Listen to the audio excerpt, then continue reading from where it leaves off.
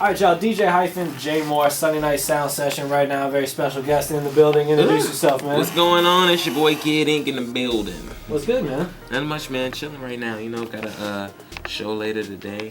Auburn Supermall, so it's gonna be fun, man. Yeah, let's speak about that for a second. Just kind of a cool free show for the kids. Yeah. Like LRG and the skate park thing. They built a skate park. Shout out, I think it's over at Zoomies. So a couple other people are part of it. I seen they had some tents, Oakley, and just, you know, it's gonna be pretty set up, man. Gonna have some fun for sure. Hopefully, might hit a skateboard. Nice. Can you skate? A little bit. I'm not in the business of jumping on stuff and trying to, you know, break anything while I gotta be on tour. So, you know, I'm trying to keep it, you know, safe and just, you know, I roll around, maybe pop a manual or something. Just nice. You play any sports as a kid growing up?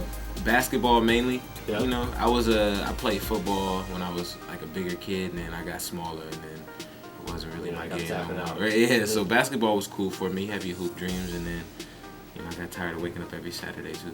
I'm a night guy. I was gonna say, what got you into music originally? I mean, besides just being a fan of the lifestyle and then having music background just in my family, just with, you know, my mom playing the piano and singing and singing with my grandfather. It felt, you know, it just felt something, you know, natural to try, you know, and when I actually tried it and grew a bigger love for it, and then people around me just became fans, you know, gave me the confidence more to just run with it. Mm-hmm. What was like the first thing you picked up? Like, did your mom make you do piano lessons? Yeah, I don't want to say it was like she made me do piano lessons early. I think I had like voice classes early, and then I went into piano just for me to wanting to be a producer and making beats. So I felt like, you know, if you want to be the best producer, you gotta, you know, learn how to play the keys at least. So I felt like that was just something that was mandatory, you know. That's a lot of things that a lot of producers, they miss that. Yeah. These days. They think they can hop right in without any sort of like musical background. Man, you got, I mean, it doesn't hurt to, you know, learn how to, you know, I took music theory classes and different stuff like that because I want to be, you know, 100% with my craft. So definitely gotta go. When did you really feel like this was something that you could make a career out of? Probably about like 4 years ago. I really felt like if I put 100% into it, that I could make something happen. But I can honestly say like 3 years ago is when I linked up with Ill Wills, when I really figured out a blueprint and plan for everything. Before it was just like, you know, being productive and just seeing how it goes, you know, more than, you know, a couple years ago, we just, you know, really came with a set plan and attacked it a different way.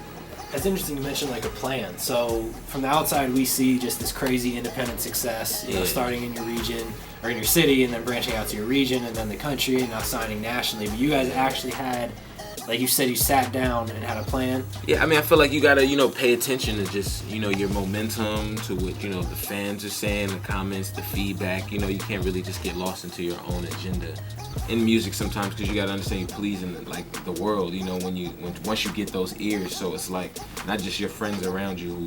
That's how it starts off. It's just your people around you, and then you know, gotta speak to other people. So I just, you know, it just felt like, you know, around that time, it just got to a point where I wanted to just, you know, not sit down and let it just wing it, and really be able to, when I come to this point, I can tell people, like, you know, it's just not winging it. It's really hard work and a grind that you have to put into everything. And I feel like that's really what I'm getting across right now. And there's still so much behind the scenes people haven't seen. So it's kind of, you know, unexplainable sometimes, a long story. Yeah. You know. And how do you balance it as an artist? I mean, your job is to be creative, your job is to try new things, but then you also have to wear the business hat as well. I try to, you know, not let them cross as much. You know, when I'm in the studio, I try to make it not anything about business. I try not to, you know, worry about any of that stuff, talk about business. And, you know, outside of just when I have the time to sit down and really go through my emails is when I really, you know, attack it. And sometimes I'll be late. I'm not gonna say I'm always late on the emails, because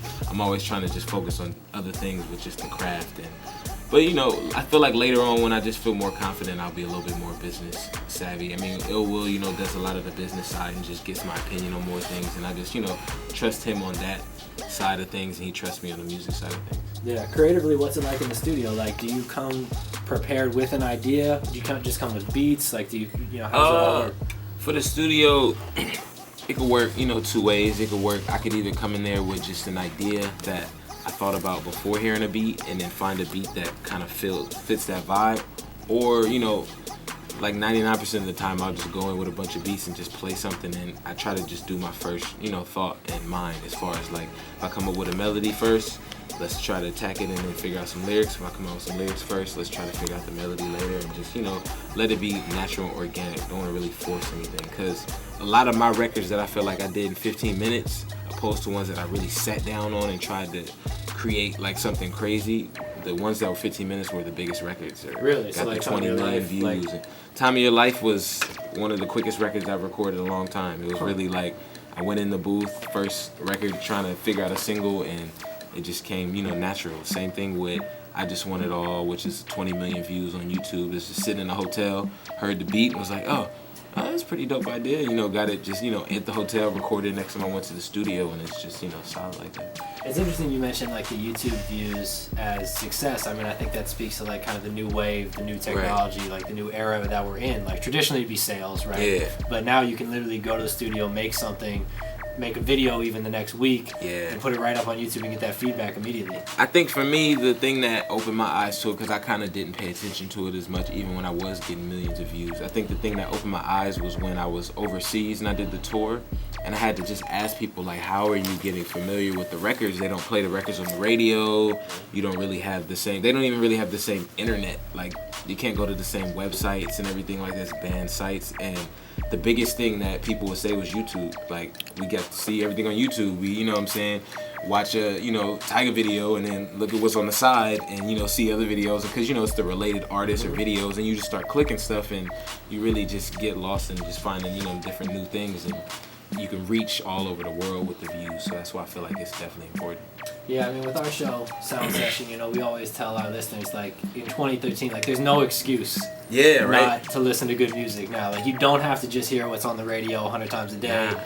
You don't have to just watch BET or MTV, if they're even playing videos. Right. Like, you can go explore and find it. Like, it's all free. It's all online. Exactly. And I feel like even just with, like, that new XXL cover that came out and had, just 11, 12 people on it that don't have any radio exposure really. I mean, aside from like, Kirko or Trinidad, but still not really like the biggest radio exposure to feel like that made their career yet, So it's definitely dope and showing a new wave where people just need to work and grind for themselves and not really, blame it on anything else. Yeah, well, we're kind of in the epicenter with that, with Macklemore and Ryan Lewis right now. Right. Basically doing that for the last couple of years. Doing it big. Crazy big. Now, were you on the same XXL as Mac? Same cover. I actually just recently talked to him like last week just to show out some more, just congrats. Because, I mean, I got his number when we did the XXL thing.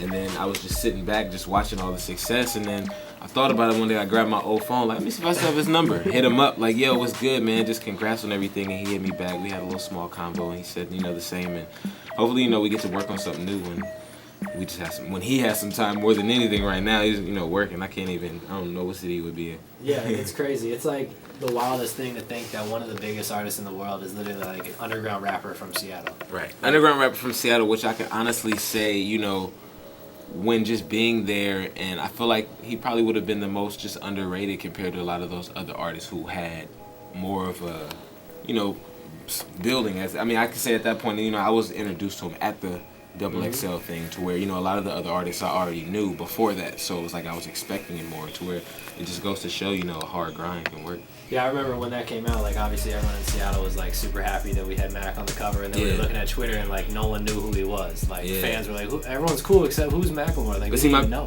The thing, too, about that YouTube thing, my manager said that was his biggest thing, too. The YouTube videos helped, like, his whole success, so, So what made you want to go to a major? Like, you're talking about all this independent success. You're doing well. You played our Summer Jam last year. You got radio hits. Like, you're doing fine as an indie. What made you want to jump to RCA?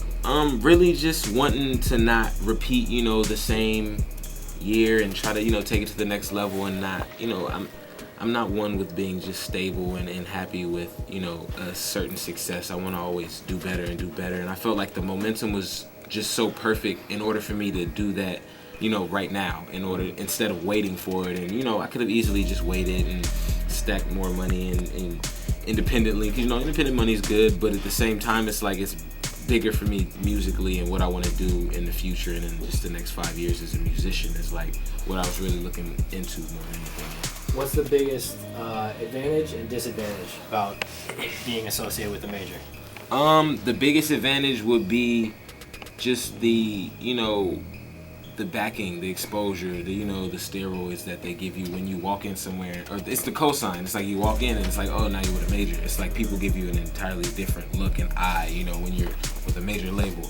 Like you make different music or do anything different. Like I haven't really changed any schedule in my day except for just going, to more radio and TV and exposure, which is what you want from a label. So, and then the biggest, I think downside is just when you do independent music, you're just free to release videos, release songs, pictures, anything you want, just whenever you want. Instagram, Twitter, you don't have to worry about just the censorship as much. So it's like, when you're with the label, you got to go through other people to release things and emails with 50 different people to make sure it's okay, and you know what I'm saying? So it's just different that way. I feel like it's getting at least a little bit better for guys like you. Like I was talking to some label folks last week when I was in New York, and we noticed that like a lot of the artists they had signed were artists that got big on their own, like you.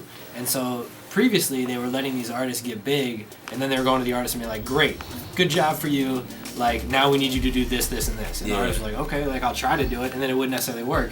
Now it seems like the labels are giving you guys the keys more, saying like, look, you got big on your own. You know your fan base better than we do. Exactly. Like, make the music you want to make, and like we'll try to make it work. And I feel like that's something that I definitely wanted to help prove before signing the the label deal, because before the independent album, the same labels were approaching me with deals, but they were of course different deals before I actually got to prove what we could do independently, show the fan base, show how many records we could sell, just without having the major radio on that. And if they just added that, we could all just have great business together. So, I feel like it definitely worked and pulled it off. Yeah, everything looks like it's going really well for you guys. Obviously, Badass is a huge record.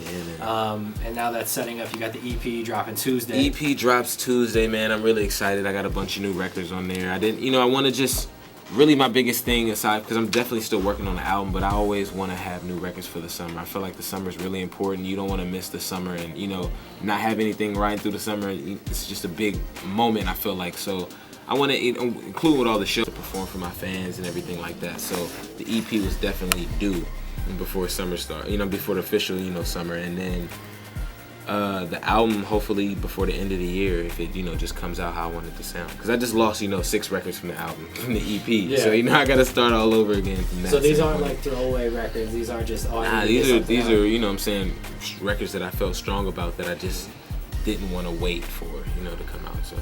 Nice. Where can they go online for more information? For more information about anything going on Kid Ink, kidinkmusic.com, and then Instagram, Kid Ink Back Game, Twitter, Kid_Ink, Facebook, official Kid Ink. And you're all over the Twitter. You're talking to fans. Yeah, I was just on Twitter all day this morning, retweeting, talking to fans, following people, before we go to the show and everything. And then Instagram, I think I'm heavy on Instagram. Just always want to, just get off different fashion, show, love to cities, and really just, regular stuff. I feel like the fans love to see the regular stuff. Yeah, absolutely. It's more interesting than like the refined, the polish. Yeah, when I show like pictures that are just amazing, like dope photographer edited and everything, it's just like a little bit of likes. Okay, we like it. I show a regular picture of me sitting down in the bed doing regular things, right? Just drinking at Starbucks. Like, oh, I love Starbucks. Comments, it's just crazy. So. Nice. There he is, Kid Ink. Go check him when he's in your town. DJ Hyphen J Moore Sunday Sound Session. Ink, thanks so much for coming through. Thanks for having me, man.